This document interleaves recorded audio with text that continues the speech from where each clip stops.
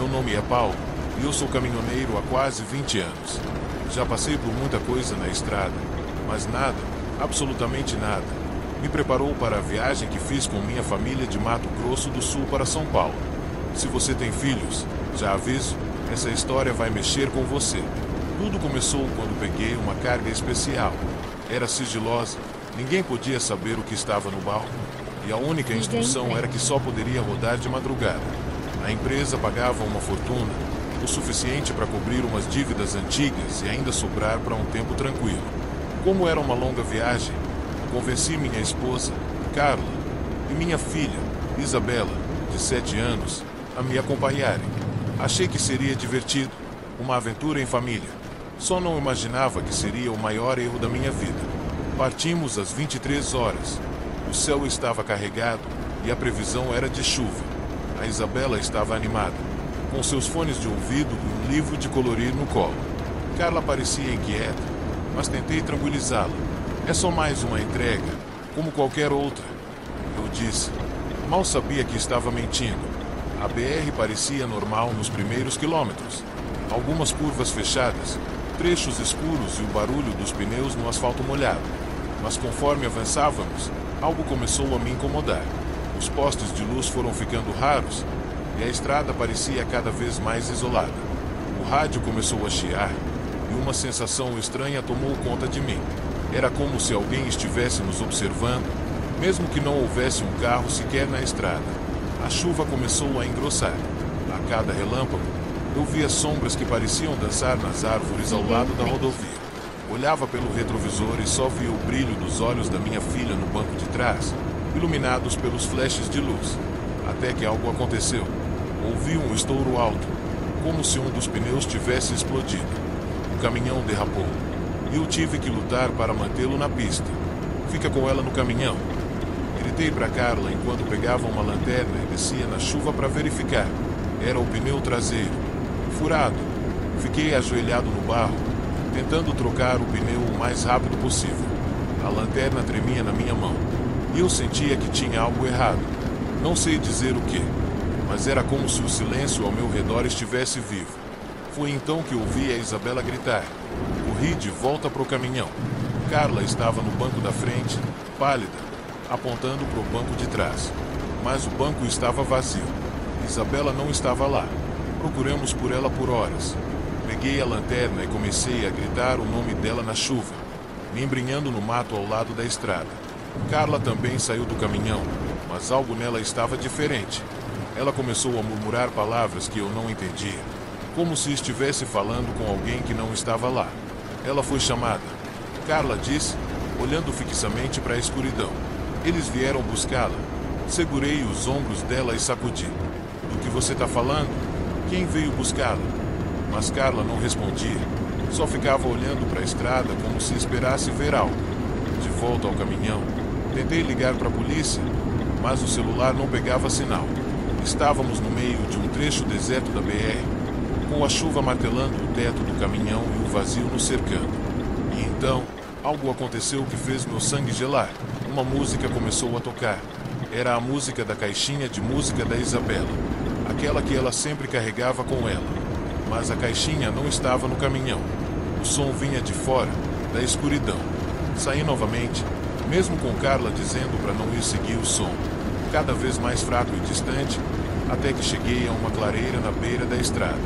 E lá estava a caixinha, aberta, tocando uma melodia repetitiva e perturbadora. Mas não havia sinal da Isabela. Quando voltei para o caminhão, Carla estava diferente. Seus olhos estavam fundos e sua voz tinha um tom que eu nunca tinha ouvido antes. Você devia ter deixado ela ir, Paulo, disse ela, com um sorriso vazio. Eles querem ela, não você. Eu tremia. Que história é essa? Para de falar essas coisas, Carla. Ela riu. Não era um riso normal. Era algo gutural, que não parecia vir dela. E então, num acesso de raiva, ela começou a bater no painel, dizendo que eu não deveria ter aceitado a carga, que o que havia no baú tinha atraído eles. Tentei ignorar, mas a cada minuto que passava, Carla parecia menos. Carla, a viagem se transformou num pesadelo. A estrada parecia se estender infinitamente e os acidentes começaram a surgir. Carros abandonados, caminhões tombados, todos parecendo ter sido deixados às pressas. Em um trecho alagado, quase perdi o controle do caminhão novamente, mas me recusei a parar. A única coisa que eu sabia era que precisava encontrar minha filha, custasse o que custasse. Carla, por outro lado, estava ficando cada vez mais agressiva. Ela começou a rir sozinha, a falar coisas sem sentido e a gritar com alguém que eu não podia ver. Em um momento, ela tentou abrir a porta do caminhão em movimento, como se quisesse saltar. Tive que prendê-la no banco com o cinto de segurança, mas eu sabia que ela não estava mais ali. Não completamente. Quando finalmente cheguei ao destino, um armazém nos arredores de São Paulo, a tensão estava insuportável. Carla estava desmaiada no banco e eu mal conseguia respirar. Desci do caminhão e bati na porta do armazém. Um homem abriu. Ele não parecia surpreso em me ver. Apenas disse: "Chegou a tempo." Quando ele abriu o baú e viu o que estava lá dentro, entendi o porquê de tudo aquilo. Era uma foto da Isabela, mas ela estava diferente, mais velha, e atrás dela, as mesmas sombras que eu tinha visto na estrada. O homem me entregou um envelope cheio de dinheiro e disse: "Você pode ir agora." Mas ela não.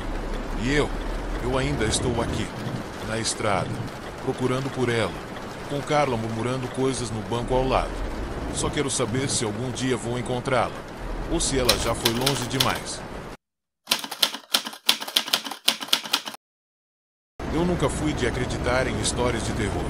Sempre achei que eram coisas inventadas para passar o tempo, conversa de mesa de bar. Mas a viagem que fiz de Campo Bom até o Rio de Janeiro, numa madrugada chuvosa, mudou isso para sempre. Vou contar essa história para vocês, mas já aviso, se estiverem dirigindo agora, talvez queiram parar. Tudo começou quando recebi uma ligação de um cliente antigo. A entrega era para ontem, algo sigiloso, e o único detalhe que me deram foi: "Você só pode rodar à noite."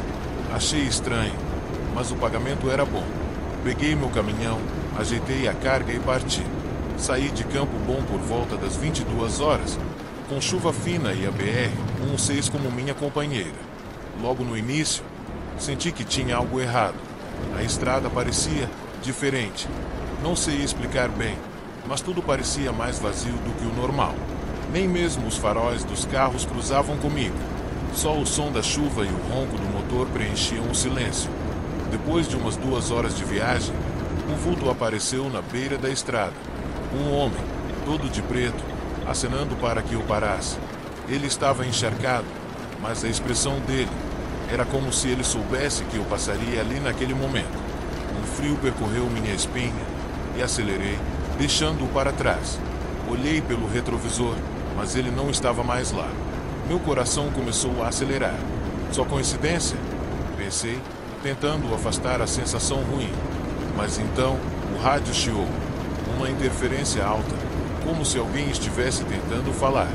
Mas eu estava sozinho e meu rádio estava desligado. O som foi aumentando até que uma voz surgiu. Era quase um sussurro. "Você não deveria estar aqui." Desliguei o rádio no susto, mas o som continuou, vindo de lugar nenhum. Meu corpo inteiro ficou gelado e meus olhos começaram a buscar algo na estrada. Foi quando vi um carro abandonado, tombado no acostamento. Não parecia recente. As janelas estavam quebradas, a lataria enferrujada, mas o estranho era a porta do motorista, que estava aberta, como se alguém tivesse acabado de sair dali. Reduzi a velocidade, mas não parei. Alguma coisa me dizia para continuar.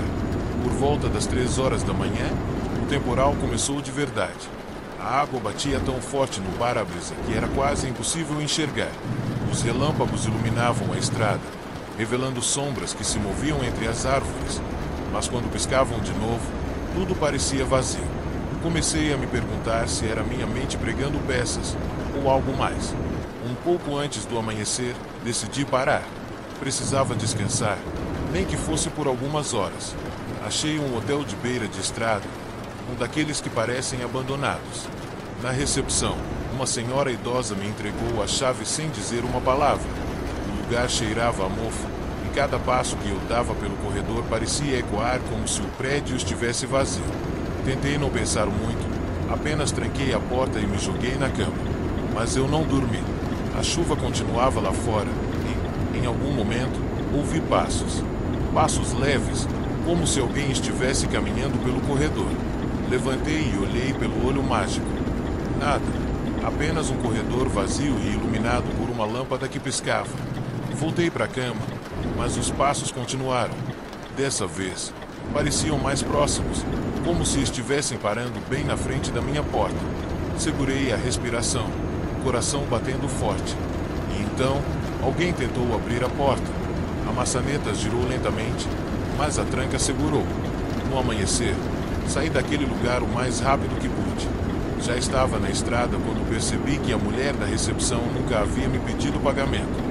Quando olhei pelo retrovisor, o hotel parecia mais desgastado do que eu lembrava, como se estivesse fechado há anos. No segundo dia, os problemas continuaram. Um dos pneus do caminhão estourou no meio de um trecho deserto. Quando desci para trocar, senti novamente a sensação de estar sendo observado. O silêncio era opressor, mesmo com a chuva fina. A única coisa que me fazia companhia era o som dos meus passos na terra molhada. Apreciei o trabalho, mas antes de terminar, ouvi uma risada baixa vindo de algum lugar perto do matagal. Entrei no caminhão sem olhar para trás e segui viagem. A BR-116 parecia infinita. Cada quilômetro trazia algo mais estranho. Vi mais carros abandonados, motos tombadas, marcas de acidentes que pareciam recentes, mas nunca havia ninguém por perto. Em um momento, tive que desviar de uma árvore caída. Quando passei por ela, senti um baque forte na traseira do caminhão, como se algo tivesse saltado nele. Parei e desci, mas, claro, não havia nada. No último trecho antes de chegar ao rio, a chuva se tornou um dilúvio. A pista parecia um rio e eu mal conseguia manter o controle. Quando finalmente avistei o destino, o endereço me levou para um galpão velho, sem nenhuma placa. Estava tão exausto que só queria acabar com aquilo. Desci do caminhão e bati na porta de ferro. Um homem abriu. Ele usava um terno impecável, mas seus olhos tinham algo de errado. Ele não disse nada, apenas apontou para o caminhão, indicando que eu deveria abrir a carga. Fiz o que ele pediu, e quando vi o que havia dentro, meu sangue gelou. A carga era um caixão preto, com inscrições em uma língua que eu nunca tinha visto antes. Perguntei o que era aquilo, mas o homem apenas sorriu e disse: "Você cumpriu seu papel. Agora pode ir." Eu não esperei para ouvir mais nada. Subi no caminhão e saí dali. Desde aquele dia, nunca mais aceitei entregas noturnas. Alguma coisa aconteceu naquela viagem, algo que não consigo explicar, mas toda vez que penso na BR-116, sinto o mesmo arrepio daquela noite. E, às vezes, quando o rádio chia do nada, ou quando vejo um vulto na estrada, me pergunto se realmente deixei tudo aquilo para trás.